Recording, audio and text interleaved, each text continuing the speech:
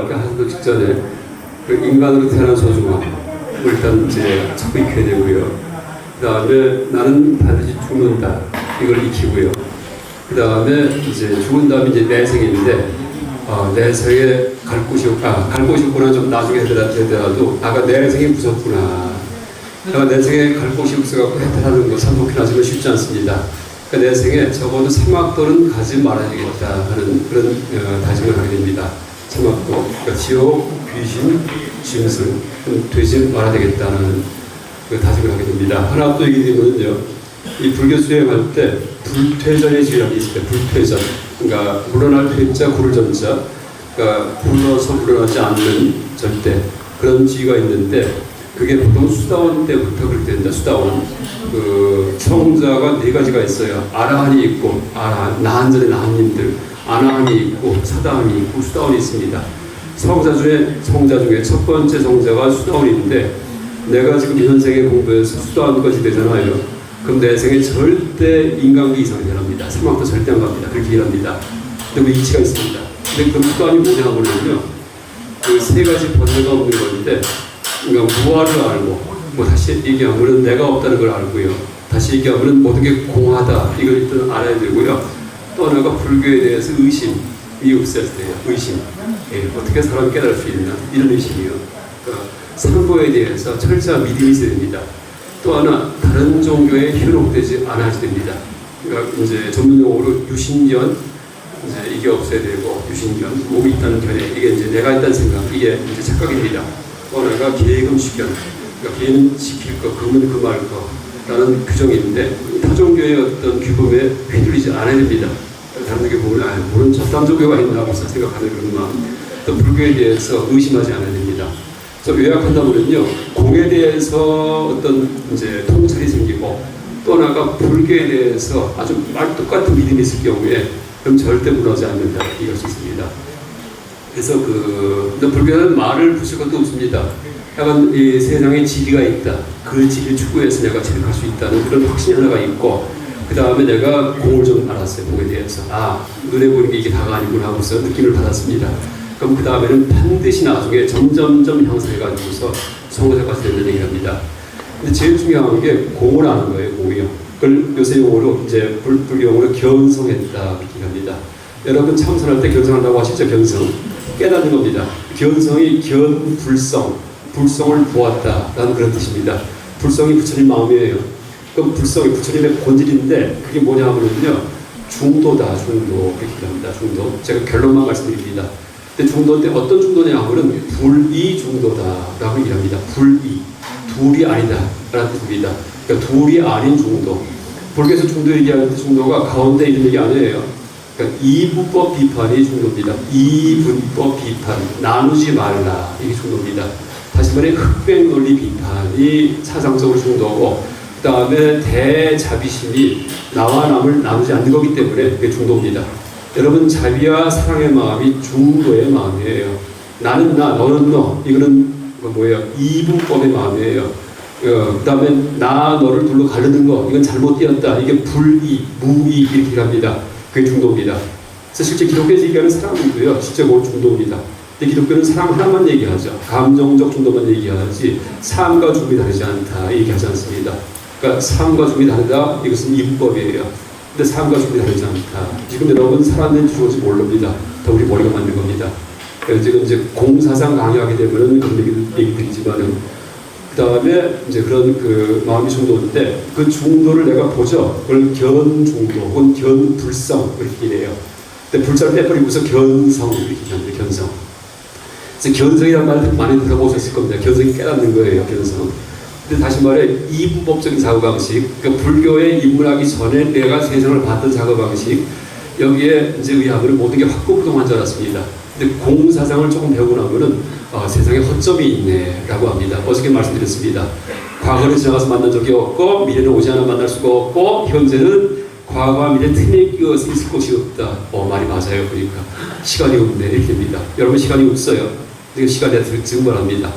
제가 또 시간에 대한 시가 있어요. 제목은 참 죽음이에요. 죽음. 그러니까 죽음이 이제 제목이 이것도 짧기 때문에 답입니다. 좀 복잡합니다. 저 시인도 아닙니다. 그냥 혼자 자칭 시인 얘기합니다. 뭐냐면은 죽음 한 다음에 굉음을 내며 달리는 시간의 수레바퀴에서 내리는 것.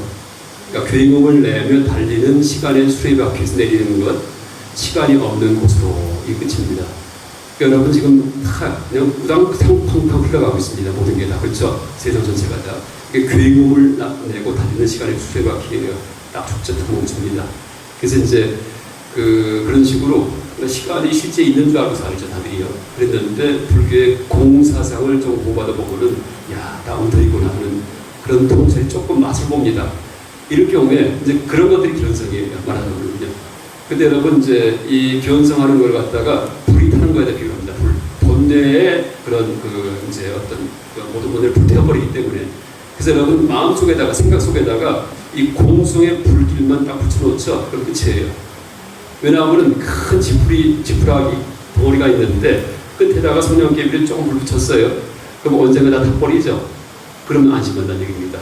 그래서 이제 맛을 조금 보고 공의 맛을 보고 나서는요. 그 다음에 절대 내 생에는 무너지지 않는다 이렇게 합니다. 근데 이제 그걸 모를 경우에 한 번도 그걸 들은 적도 없고, 그죠? 그냥 실제론적 사고방식 앞에서 이렇게 살아갑니다. 이럴 경우에는 그냥 또 무한히 유명합니다. 이게 진짜인 줄 알고 있어요. 근데 그걸 알면은 이게 화상이구나 그런 감을 잡고 그 조그만 성냥불 붙인 게 나중에 내 마음을 다 태워버립니다. 그래서 모든 번뇌가 사라지는 나중에 아라한까지 갑니다. 물론 현생이 아니고 내 생이 언젠가는 그렇게 합니다. 그래서 그렇게 공의 불길이 붙는 것이 바로 견성이고 그게 수다원이고 그걸 성자의 지위에 처음 들어갔다라고 얘기를 하고 그건 쉬워요. 수다원이 됐는데 딱 번뇌가 세 가지밖에 이제 제거를 못했습니다. 내가 있다는 생각 없앨 수 있고 타종교에 기록되지 않고 불교에 대한 의심이 없고 근데 번뇌가 총 10가지가 있어요. 어떤 번뇌가 있냐면은 욕심도 있고 탐욕, 분노도 있고 교만심도 있고 별게 다 있습니다. 이거 그냥 아직 있어도 상관없습니다. 그러니까 견성했는데 막 화도 잘 내고 그렇죠? 그다음에 결혼 생활도 하고 있고 관계없다는 얘기예요. 견성만 하면은요 언젠가 다 타버립니다. 그렇게 얘기를 합니다. 그래서 그게 성자의 첫 번째 단계이고 물론 더 올라가면 좋지만 그게 힘듭니다.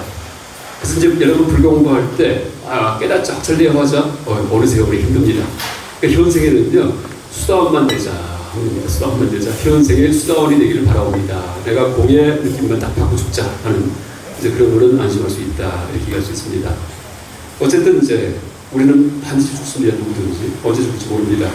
내 생이 무시무시합니다. 아까 얘기했듯이 내 생에 갈 데가 아무데도 없어요. 평소 이제 일반적으로 그러니까 천상 혹은 하늘나라를 설정을 해가지고 모든 종교에서 뭐 불교에도 하늘나라가 있고요. 그것에 가면 좋다고 하지만 조금만 생각해보더라도 그곳이 영원할 수가 없겠구나 하고 우리가 건강합니다. 여러분 이제 만약에 하늘나라 가면은 날개가 달려가지고서 날아다니고 그렇죠? 그다음에 막 젖과 꿀이 흐르고 그렇죠? 그다음에 먹을 게 풍부하고 춥지도 덥지도 않습니다. 그럼 지금 이렇게 더운데 하늘나라 가면 너무나 좋겠죠? 근데 거기서 하루 이틀은 좋아요. 근데 3, 4일 지나면은요 그냥 당연한 줄 압니다. 왜? 나만 천사가 아니고 다 날아다닙니다. 다 젖과 꿀을 먹고 있고 전부 다 춥지 덥지가 않아요. 그래서 그 상태에서 10년, 100년, 1000년 지나봐요. 지겨워 죽겠습니다. 그 다음 떨어집니다. 그래서 복지하라.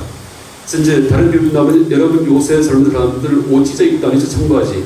그게 지금 하늘나라기 때문에 찢어 입고 다닙니다. 복이 싫다는 얘기예요. 복이 괴로움이에요. 거꾸로예요. 아까 얘기했듯이 복도 계속돼서 아주 지긋지긋합니다. 복이요. 그러니까 남이 볼 땐 복이지만 본인한테는 너무나 괴로움입니다. 그래서 이제 아무리 돈이 많은 사람도 자살도 하기도 하는 이유가 왜냐하면 남이 볼 때는 내가 그 상태가 되면 당장은 좋아요. 마치 신데렐라하고 백설공주처럼 결혼했듯이. 근데 그 상태에서 한참 지나면요 무인해집니다. 그래서 이제 우리가 종교에서 모든 종교에서 얘기하는 그런 하늘나라라는 것이 우리 사유가족에서 얘기하는 상대적 행복의 세계 같은 걸 설정했다면은 그건 나보다 속이는 것이다라고 얘기할 수 있습니다. 그래서 진정한 만약에 하늘나라 이렇게 경우에는 중도, 불중도 모든 생각이 끊어지고 열거했다. 이것이 진정한 종교의 목표이지 지금보다 더 나은 것 이건 다 봅니다. 그래서 이제 다른 또 비유 본다면은 이 보리도 차별의 저자인 쫑카파스님께서 들은 비유인데 어떻게 이제 비유 들었냐 하면은 티벳의 가을 날씨를 갖고 비유됩니다. 그러니까 하늘나라 비판할 때 어떻게 비판하냐 하면은 가을이 되면은 날이 춥습니다. 쌀쌀하기 때문에 햇볕이 나가고는 양지바람 대에서 따뜻하답니다. 그래서 이제 해를 한참 쬐이면은 몸이 녹는답니다. 근데 더 오래 있으면요, 나중에 더워서 땀이 난답니다. 햇볕에서. 그럼 그때 다시 또 그늘로, 그러니까 천만 밑으로 들어간답니다. 그럼 아이고 살겠다. 시원해진답니다. 한참 지나면 또 몸이 막 떠온답니다. 그래서 다시 또 나온답니다. 이게 윤회다라고 얘기합니다. 그래서 여러분 이제 이 사람 마음이 죽은 다음에도 이 마음 갖고 갑니다. 우리가요. 어디 변하지 않습니다. 그런데 이 마음 가지고서 행복과 불행이든지 고아라고 다닐 텐데 지금 조금만 추측을 하더라도요. 생태적 행복은 무의미하구나 하는, 그것은 추구할 것이 아니구나 하는 그런 사실을 알게 됩니다. 그래서 이제 그럼 어떻게 돼요? 상대적인 행복, 인간계보다 행복한 데가 천상 한라라인데 여기도 궁극적 목표가 아니구나. 그러면은 사막도도 갈 데가 아니고 한라도 갈 데가 아니고 갈 데가 없구나. 아무데도 가지 말자. 정멸 사라지자 이렇게 보입니다. 그래서 이제 불교의 목표가 사라지는데 그걸 가슴에 다 안고 살 정도 되는 거는요, 경지가 굉장히 높습니다. 왜냐하면 전부 다 내 생각 사라지게 수행합니다 할 경우에는요 무서워집니다. 뭔가 좋은 데 갈 줄 알고 그렇게 좋아 입문했는데 사라져 난 무서워 이렇게 됩니다. 왜냐하면 이 현생, 이 눈에 보이는 세계에 대해서 뭔가 미련이기 때문이에요. 그 미련이 뭐예요? 그게 바로 탐욕에 들어갑니다. 물론 보험적 탐욕도 있지만은요, 유의 존재에 대한 이것도 탐욕에 들어갑니다. 존재. 내 생에 엄청난 그런 무슨 무지가 흘러가는 거, 이것도 유의 대해서 부처님께서 그 비판하십니다. 그런 세계도 다 무상하다. 언젠가 변한다라고 비판하십니다. 그래서 이제 보세요. 어쨌든 내 생에 어쨌든 간에 이제 아예 안 타는 게 좋긴 좋지만은 그래도 사막도라도 안 가는 게 낫죠. 그럼 사막도 안 가려면 어떻게 될까요? 모르겠어요. 사막도 안 가려면 어떻게 하는지 저는 모릅니다. 그렇기 때문에 이제 그 다음에 어떤 마음이 생기냐 하면은 이 내 생을 준비하는 이 삶을 누가 알려줄까 찾게 됩니다. 그때 드디어 부처님과 가르치는 스님을 만납니다. 그때 비로소 삼기의에 들어갑니다. 삼기의. 여러분 아까 앞에 삼기의 하셨죠? 그냥 무턱대고 이분에서 하면 안 돼요. 앞에 몇 가지 공부를 다 해야 됩니다. 뭐예요? 인간 소중함, 죽음의 장공고, 내생의 무서움. 그 다음에 이제 마음에서 일어나는 삼기의만이 진정한 종교심이다. 진정한 불심이다. 그렇게 합니다. 여러분 그냥 친구 따라 그런 걸 간다고 절에 가자 해서 이렇게 들어왔죠? 그런 이 종교심이 아니고 귀심이 아니고 그냥 무슨 동아리 모임에 들어간 겁니다. 진정한 발심은 앞에 세 가지 생각을 충실히 해가지고서 너무나 내 생이 무섭고 그 다음에 어디 의지할까 하는 그런 마음이 들었을 때 그러니까 내 생을 준비할 길을 알려주는 분이 누굴까 하고 찾을 때 그때 불교를 나누는 분들만이 이제 진정한 믿음이 생긴다 그렇게 합니다. 이제 그 다음에 불교 입문이에요. 이제 여러분 지금 네 가지 얘기했어요. 그러니까 삼기가 인수분해 지금 해당합니다. 인수분해 수학에서 입문하고 나면은 이제 스님들께서 어떤 가르침을 주냐면요, 내 생에 험한데 가지 않는 방법을 알려주십니다. 그게 뭘까요? 착하게 살아라 이렇게 겁니다. 악을 행하면은 악을 행하는 게 딴 게 아니에요. 짐승처럼 사는 게 악을 행하는 겁니다. 그래서 여러분 강아지들 먹이 한번 줘보세요. 한 대만 키우다가 그럼 나는 먹어요? 너 먹고 너 먹지 않습니다. 힘센 놈부터 먹습니다. 그렇죠? 그 다음에 배부르면 딱 양보합니다. 이게 짐승의 세계입니다. 그러니까 사람도 그런 식으로 살기 경우에는요, 그런 몸을 받는다는 얘기예요. 그래서 이제 이제 고결하고 점잖은 다시 말해 선을 행하고 양보하고 남을 도와주고 하는 이런 삶을 살 경우에는요, 그런 생명의 세계에서 높음주의를 얻습니다. 그러니까 인간 태어나든지 인간 중에도 더 고결하게 태어나든지 아니면 더 넘어가서 천사가 되든지 천상에 그러니까 이제 천상에서 그렇게 일합니다. 그래서 이제 그러려면은 착하게 사는 게 중요한데. 그러려면 뭐가 악이고 뭐가 선지 알아야 되겠죠. 그래서 선악에 대해서 알려드립니다. 선악에 대해서. 그래서 그 다음에 십선계의 가르침이 들어갑니다. 그러니까 악의 10가지가 있습니다. 그래서 이제 처음에 몸으로 짓는 악이 3가지가 있어요. 뭐냐면 살생하는 것, 다른 생명을 죽이는 것. 목숨은 다 소중해요. 내 목숨만이 아니고 전부 다 저 세상 태어났는데 살생하는 것. 그 다음에 남의 것 뺏는 것, 도둑질하는 것, 투도. 세 번째가 음행하는 것, 삿대는 음행하는 것, 이 3가지입니다. 이게 몸을 짓는 악행이고, 그렇죠? 그 다음에 이제 이 3가지가 전부 다 이관계예요. 나는 좋지만은 남의 손에 피해 미칩니다. 남에 대해서. 그 다음에 입으로 짓는 악행이 있습니다. 뭐가 있냐면은 악구, 그러니까 욕하는 것, 막 쌍욕을 합니다. 물론 황제들은 그래도 돼요. 아주 미운 놈 있으면은 막 욕을 해가지고서 파프리다 해버리거든요. 그 속이 다 시원합니다. 여러분 욕 한번 해보세요. 근데 이제 그게 내가 지가 높이 아프기 때문에 아무 욕 못합니다. 하나 얘기한다면 요새 갑질 사태 얘기 나오죠. 세상이 바뀌기 때문입니다. 그 얘기는 조금 불교랑 다른 얘기지만요. 이제 이 한국 신종교에서 후천 개벽의 시대에 되었다 이렇게 합니다. 그래서 이제 여러분 정역 들어보셨어요? 정역? 김일구 선생의 정역. 세상이 천지 개벽이 됐습니다. 지금요. 그래서 이제 어떻게 됐냐면은 백성이 주인이 되고 그 다음에 왕이 종이 되는 세상이 들어갑니다. 그 타르슨 말씀이에요. 그러니까 어디 나오냐면은 정역 8계도라고 해서 여러분 태극기 교회가 있죠. 그러니까 한국에서 새로 나타나는 교회가 있습니다. 그러니까 1860년대. 근데 거기에 이제 보면은 수미역전, 머리와 꼬리가 뒤바뀐 그런 괴상이 있어요. 뭐냐면 여러분 8개, 건곤이와 매가지고서 천극기 하죠. 그래서 뭐 위에 짝대기 하나 고 밑에 끊어진 거 2개고 이런 식으로 이게 이제 간괴인데 그게 그 정역에서는 뒤바뀌어 있습니다. 그래서 이제 그 전의 시대에는 왕은 왕일 뿐이고 백성은 다 이제 아주 찌질합니다. 새로운 시대에서는 백성이 왕이 되고 왕이 종이 됩니다. 이렇게 합니다. 그래서 지금 그런 조직이 일어납니다. 그래서 그 원인이 뭔지 아세요?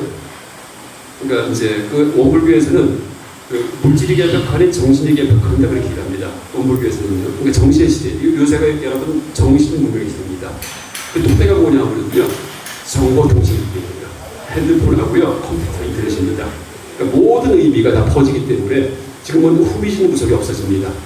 누가 후미진 때에서 이 무슨 피해를 당하고 있죠? 금방 알려집니다. 심지어 강아지조차도. 그래서 막 블로그에서 난리가 나가지고 쫓아가서 도와주기도 하고 있는 것입니다. 희건재판 노예라고 해서 요새 가끔 TV에 나오죠. 그것도 밝혀지면 막 난리가 나죠. 이게 뭐예요? 불과 몇십 년만 하더라도 그런 일이 아주 비일비재했어요. 왜? 알려지지 않았기 때문에. 근데 지금은 그게 아닙니다. 다 알려지기 때문에 투명한 사회가 되기 때문에 여러분 최근에 청문회 많이 보셨죠? 뭐예요? 망신당하잖아요. 그러니까 동물적 힘 갖고서 지금까지 고온 사람들이 망신당하는 세계입니다. 자, 앞으로 이제 제가 불교학과 아까 이제 쪽은 하나 그랬는데 사제분 중에서 한 2, 3분 있다가 큰 역할을 하기를 바라는 분이 계시면요, 불교학과 보내십시오. 그러니까 도덕적 인재가 세상을 지도하는 그런 시대 바뀝니다. 틀림없습니다. 아주 맑고 깨끗하고 이런 분들이 리드하는 이런 사회가 되고 또 타나스님께서는 그때 한국 사람이 전 세계를 지도할 것이다 이렇게 얘기하셨습니다. 타나스님께서. 그래서 이제 여러분 대학교 보낼 때 지금 잘 되는 대학교 보내지 마세요. 20년 지나면 다들 인기 없어집니다. 그래서 이제 뭐 몇 가지 과가 있어요. 하나 이른다면은 이제 수원에 제가 TV에서는 본 얘기인데 수원에 농부가 있는데 혼자 농사를 져요. 근데 이분이 기계농을 짓는데 1년에 연수입이 한 6억 원을 벌대요. 6억 원. 그 비밀을 물어보니까 이제 이 사람이 뭐라 하냐면 수원에 종묘상 씨앗 파는 데를 많이 한대요. 양파하고 주문인데. 근데 자기는 씨를 조금 늦게 파송한답니다. 한참 지나면은 가서 물어본대요. 무슨 씨가 많이 나갔습니까? 물어봤다가 가장 안 나간 거 부른답니다. 그럼 항상 추수대가 되면 대박을 터뜨려가고 값이 폭등한답니다. 그래서 여러분 자제분들 어디 보낼 때도요. 지금 인기 없는 데인데 미래가 어떻게 될 것인가 하고 보셔가지고서 이제 보내시는데 앞으로 틀림없습니다. 그러니까 동물적 힘을 가진 백마탄 기사는 다 지금 앞으로 형편없이 됩니다.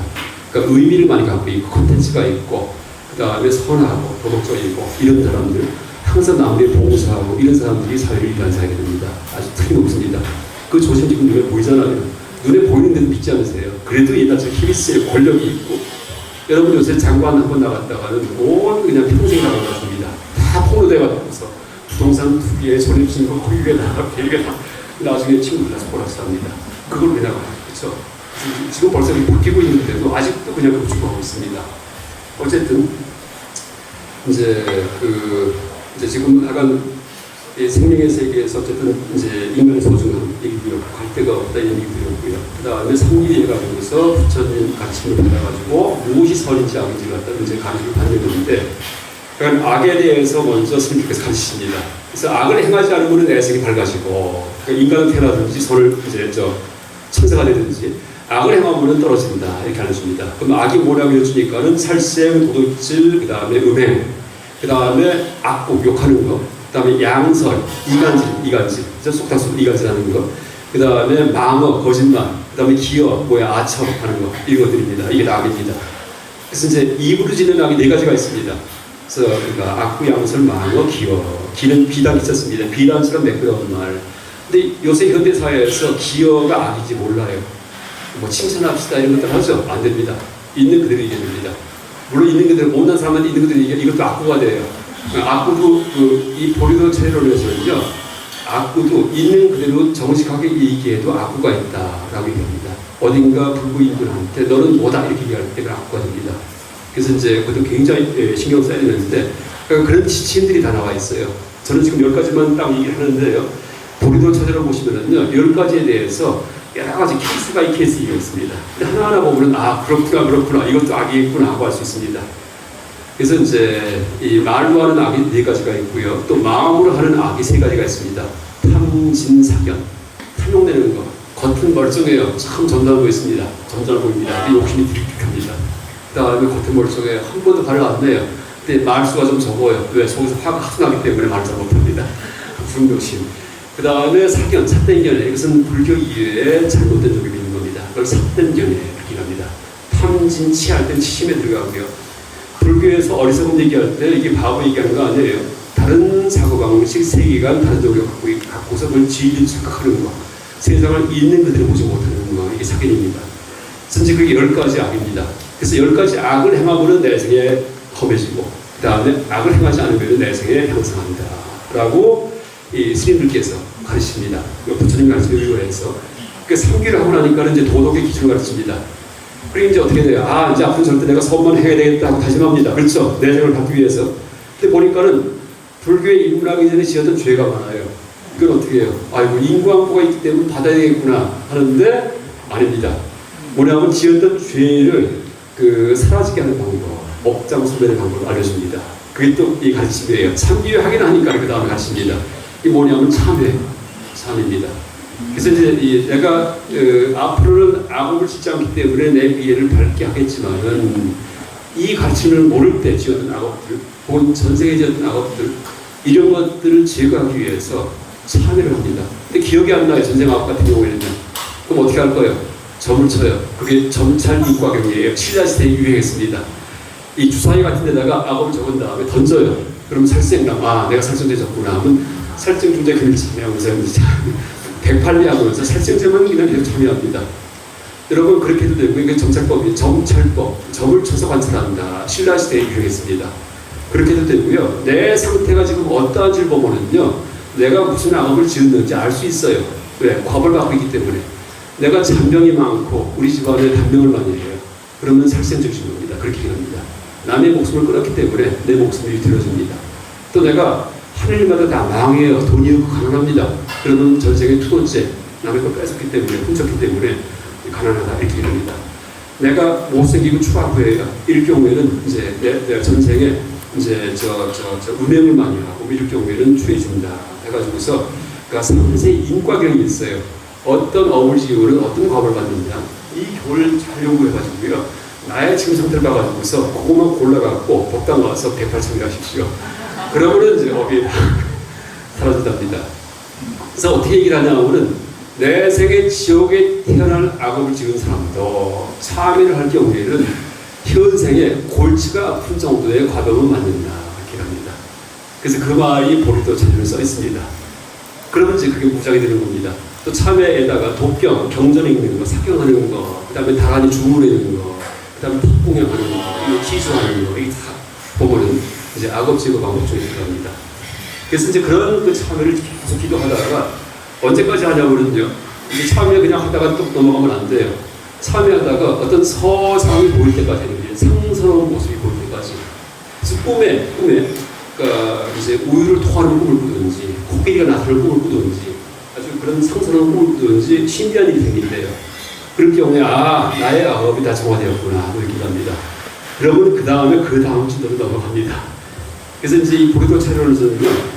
이제 한 단계 공부하고서 그냥 다음 넘어가는 게 아니고 마무리가 되어야지만, 그러니까 더하기 빼기가 완벽히 해야지만이 곱하기 할 수 있거든요. 절대 다음 넘어가면 안 돼요. 그럼 다음 주도 나갈지 곱하기 배울지 말지 이거 누가 결정할까요? 본인이 결정합니다. 왜? 내 꼬라지 내가 제일 잘 알기 때문에. 절대 스승이 정해주지 못합니다.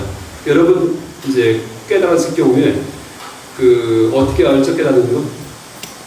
본인만 안다. 이렇게 합니다. 이것도 초기불전 얘기예요. 부처님 가르침이에요. 여러분 누가 아라니처 성자 절대 남을 모릅니다.